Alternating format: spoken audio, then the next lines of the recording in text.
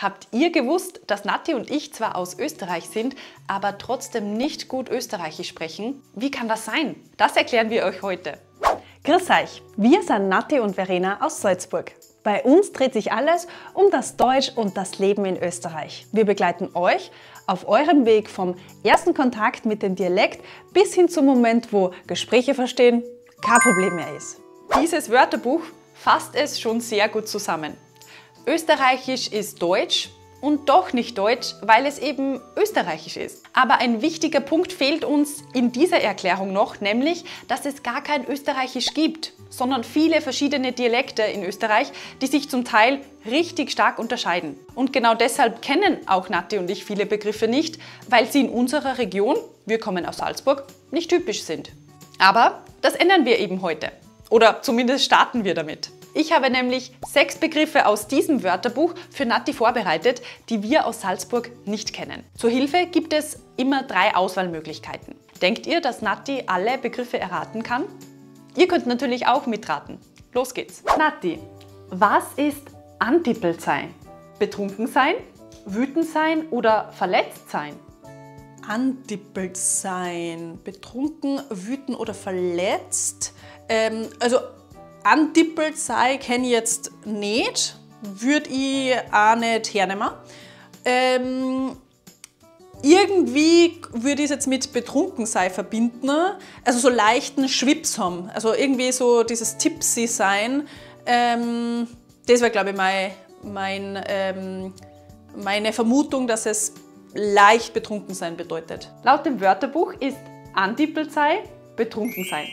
Wir persönlich würden dafür im Dialekt wahrscheinlich odudelt sei oder an Sitzen haben sagen. Den nächsten Begriff habe ich nicht nur im Wörterbuch gefunden, sondern auch schon einmal in den Kommentaren gelesen. Danke für eure tollen Kommentare und fürs Teilen an dieser Stelle an euch. Nati, was ist Bahöll?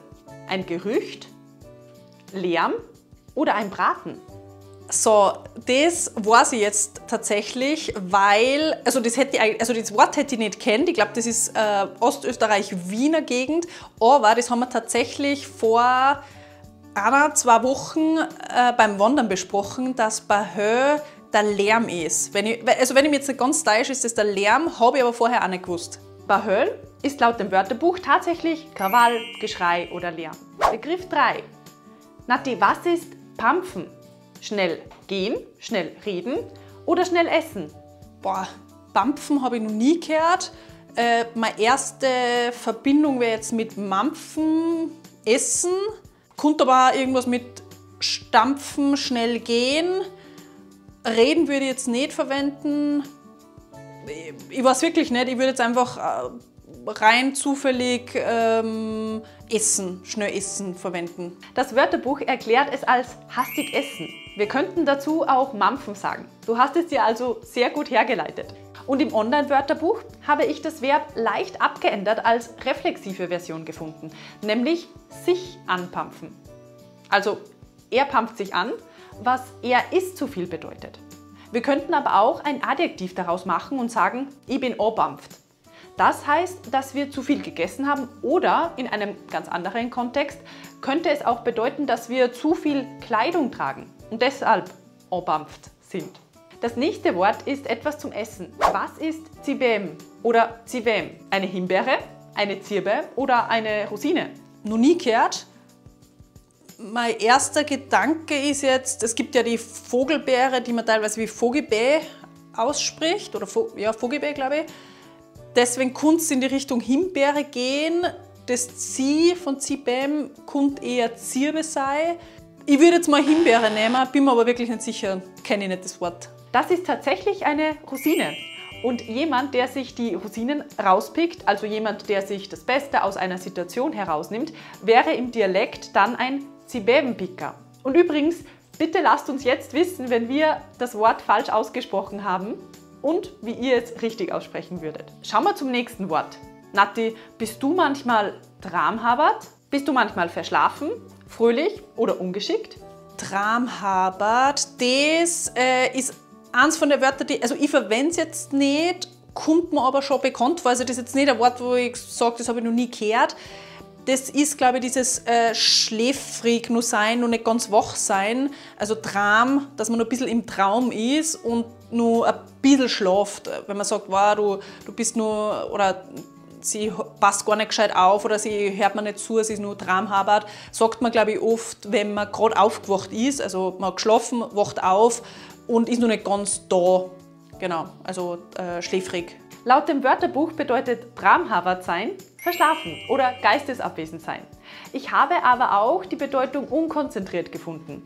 Wenn ihr also traumhabert kennt und verwendet, schreibt uns bitte auch hier gern einen Beispielsatz in die Kommentare. Und der letzte Begriff. Als letztes Wort habe ich noch Urassen. Nati, was könnte das sein? Unfreundlich sein, verschwenderisch sein oder pünktlich sein? Urassen. Unfreundlich, verschwenderisch, pünktlich. Auch eines der Wörter, die ich noch nie gehört habe. Urassen klingt jetzt nicht nach pünktlich. Es klingt zu negativ für pünktlich, keine Ahnung wieso. Also eins von den zwei, also entweder verschwenderisch oder unfreundlich sei. Wie will man das konjugieren? Er urast, sie urast. Dann vielleicht eher verschwenderisch, weil, also wenn ich jetzt sagen will, der ist, weil ich sage nicht der unfreundlich als Verb, sondern der ist unfreundlich. Deswegen der urast, also der ist Urassen oder so, würde ich, wahrscheinlich sagt man jetzt nicht, sondern das ist ein Verb, deswegen würde ich einfach sagen, es ist verschwenderisch. Der Urast, der haut das Geld aus, so in die Richtung. Ich finde, das hast du auch wieder sehr gut hergeleitet. Urassen heißt nämlich laut dem Wörterbuch tatsächlich verschwenderisch sein. Wenn jemand also etwas vergeudet oder verschwenderisch ist, könnten wir auch Urasser hören. Und kanntet ihr die Begriffe von heute oder habt ihr sie in Österreich schon einmal gehört? Gibt es andere Wörter, die euch jetzt einfallen und die in eurer Region besonders typisch sind? Lasst uns das unbedingt unten in den Kommentaren wissen. Wir sagen danke, dass ihr wieder mit dabei wart und freuen uns, wenn ihr auch nächsten Samstag zu einem neuen Video wieder vorbeischaut. Bis dahin nicht vergessen, gemeinsam macht Deutsch und Dialekt in Österreich doppelt so viel Spaß.